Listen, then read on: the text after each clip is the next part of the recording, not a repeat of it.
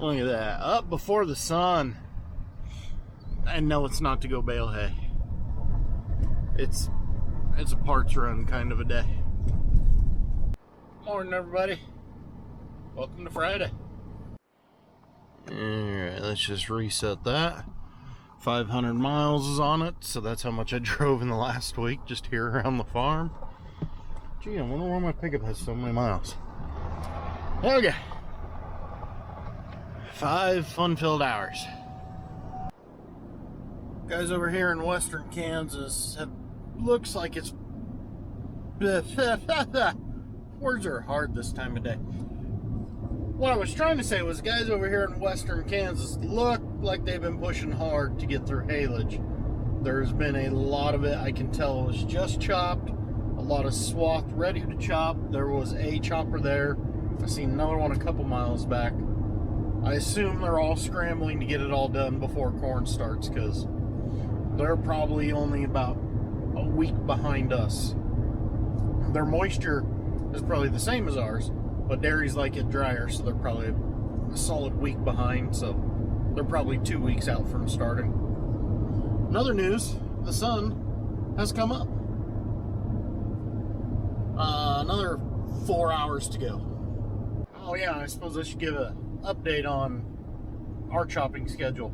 So, Saturday, you guys seen, oh yeah, I believe I said it was on Saturday when I went up and looked at that corn. I was hoping that was a week out, and I knew that was really pushing it. It was actually about 2 weeks out. We've met with our agronomist a couple days ago, talked to the agronomist that checks all those fields. Everybody's kind of in agreement that maybe mid to late next week we can get started. And it's going to be I know it's going to snowball and take off once we go, but it's going to be a lot of, well, let's go try this, let's go try that, try this. And then all of a sudden we're going to hit something and it's going to be a race. Which is why we really need these parts. The problem is, the more them guys look at that machine, the more they find wrong. We're replacing a lot of stuff we've never seen before because we've never put this many hours on the machine. So yeah, that's why I'm running to Kansas to get parts, because McPherson had 90% of it on hand and the rest of it the next morning. So that's kind of nice. Okay, 8:30, 2 hours into our fun-filled adventure. And I know what you're saying. You left 5:30, it's now 8:30. Pretty sure 8 minus 5 is 3. You would be correct, but the third one in there is because of the time change. Went from the good time zone, mountain time, to this weird-ass central time zone. Just ain't right. So, 2 hours driving in. I wish I could average that mileage normally. Good God, that's nice. But when I go east from Colorado, it's downhill, obviously. And I usually have a little bit of a wind pushing. So when I turn around and come home, I can just watch that mileage count down to about 15, 16. On a really good trip, I can get about 17 to 18. Either way, 3 more hours to go. See you guys in an hour. We interrupt our hourly breaks to bring you Calvesta, Kansas. Look at all them choppers. It's the damnedest thing. I mean, that is the only thing out here. Okay, hour 3 update. Just pulling into Burdett. Is it Burdett, right? Burdett, yeah. Burdett, Kansas. See, I don't even know where it is or how to say it. So I highly doubt you even know where it is. All I do know, though, is my Monster and Snickers I had for breakfast 3 hours ago is wearing off, and I am becoming very hungry. I think Larned is like another half an hour, and that's actually a town big enough to have 2 restaurants and a Casey's. So let's get down. I'm hungry, getting hangry, bored out of my mind.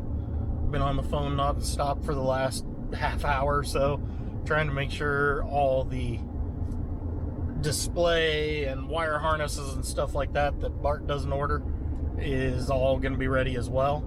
Daryl's taking care of me on that. He's getting everything plugged in, powered up, getting activation codes in, so we can just show up, plug it in, and off we go. In theory, I mean, obviously, we've got a few parts to put on first, but you know what I mean.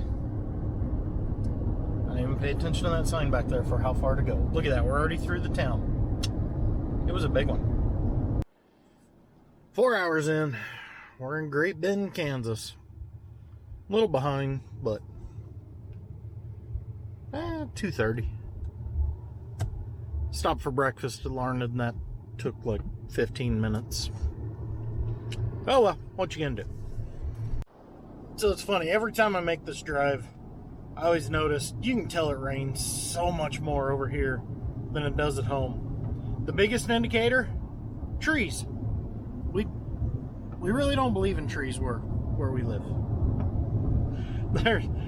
They only grow along the river, most of them are dead, and along ditches that have not been cemented yet. Out here though, I mean, you got random ones. I mean, look at this giant guy right here. Where'd he come from? The other indicator, they're bar pits. They've got a lot more grass than weeds. There's still a lot of weeds here, but look, there's a lot of grass there. Our bar pits are kochia and pigweed. And they grow soybeans. Every couple of years, somebody decides to plant soybeans in our area, and then they get mad, and they don't do it again for a while, and then they'll do it again, and then they won't do it for a while. We've got a handful of neighbors that keep trying it. It sounds like hit and miss results. There, thought I'd share that. Have I mentioned yet on board? Just look at that. Almost on the dot. 5 hours later. McPherson, Kansas. And yes, I said McPherson, not McPherson. As the saying goes, there's no fear in McPherson. Let's get it right.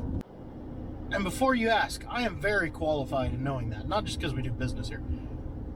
Because I am the son of a mother who was born and raised in McPherson, Kansas. The son of a father graduated high school in McPherson, Kansas.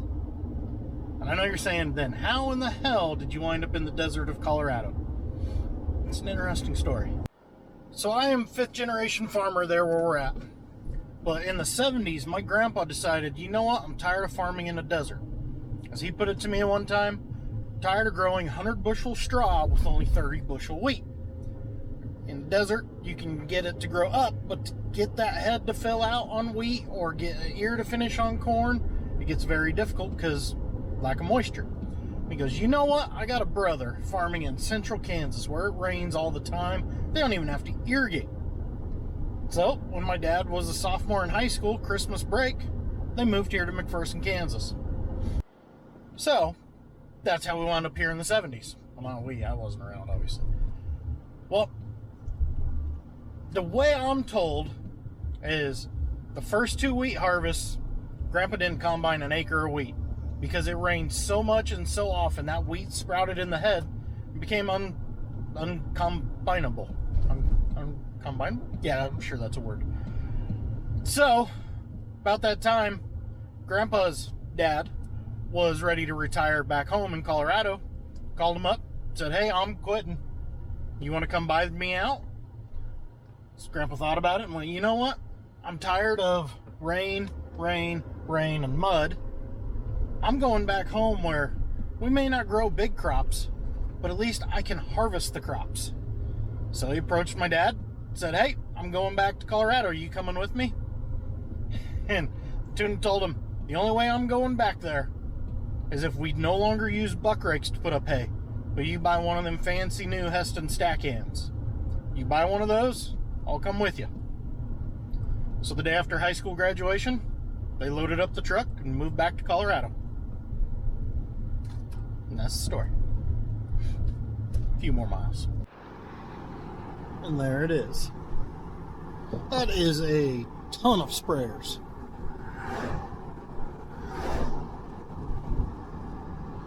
You can tell it's midsummer though, because the chopper storage is a little light. Well, that took way longer than it should have, because Daryl and the boys invited me out to dinner, and well, I'm a fat kid, so I'm not going to say no. So we got all the tech stuff up here. Parts there.